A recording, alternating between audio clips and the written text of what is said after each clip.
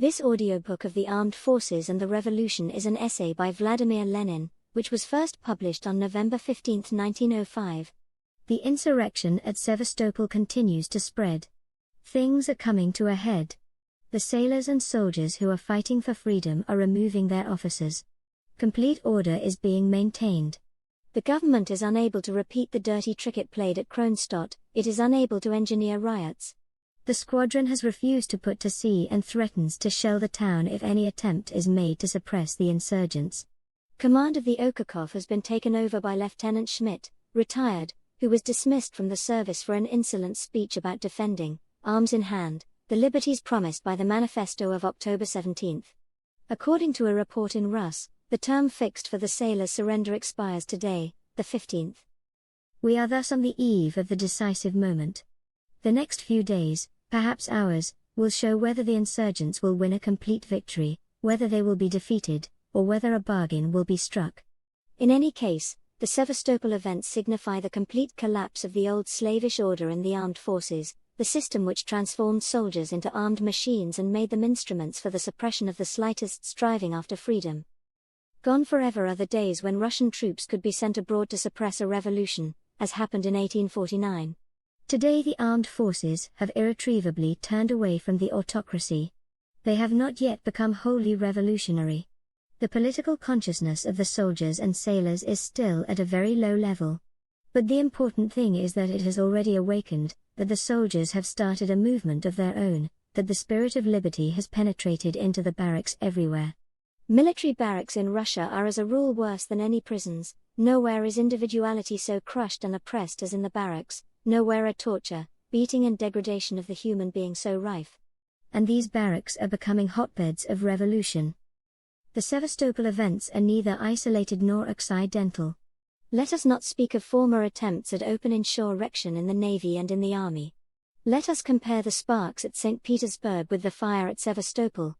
Let us recall the soldiers' demands which are now being formulated in various military units at St. Petersburg. They appeared in yesterday's issue of our paper. What a remarkable document this list of demands is. How clearly it shows that the Sladotvish army is being transformed into a revolutionary army. And what power can now prevent the spread of similar demands throughout the navy and throughout the army? The soldiers stationed in St. Petersburg want better rations, better clothing, better quarters, higher pay, a reduction in the term of service and shorter daily drill. But more prominent among their demands are those which could be presented only by the civic-minded soldier.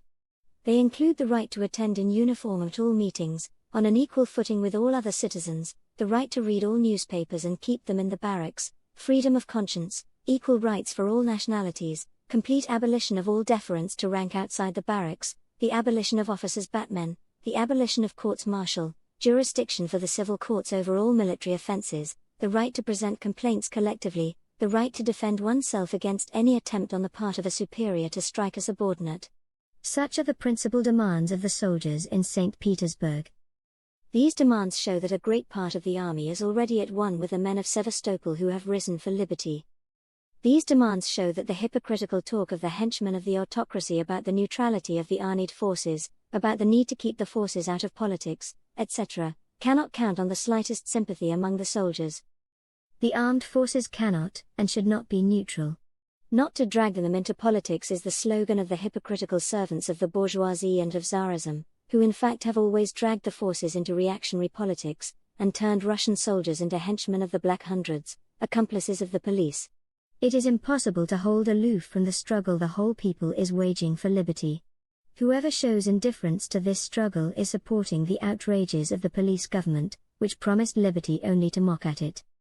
The demands of the soldier citizens are the demands of social democracy, of all the revolutionary parties, of the class-conscious workers.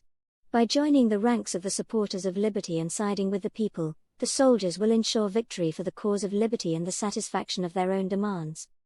But in order to secure the really complete and lasting satisfaction of these demands, it is necessary to take another little step forward. All the separate wishes of the soldiers, worn out by the accursed convict life of the barracks, should be brought together into a single whole. And put together, these demands will read, abolition of the standing army and introduction of the arming of the whole people in its stead.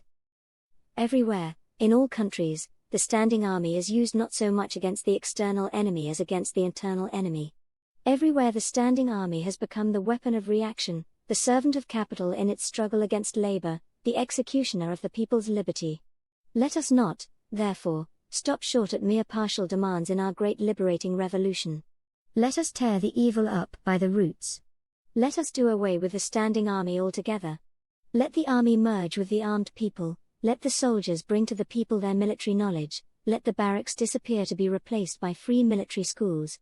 No power on earth will dare to encroach upon free Russia, if the bulwark of her liberty is an armed people which has destroyed the military caste, which has made all soldiers citizens and all citizens capable of bearing arms, soldiers.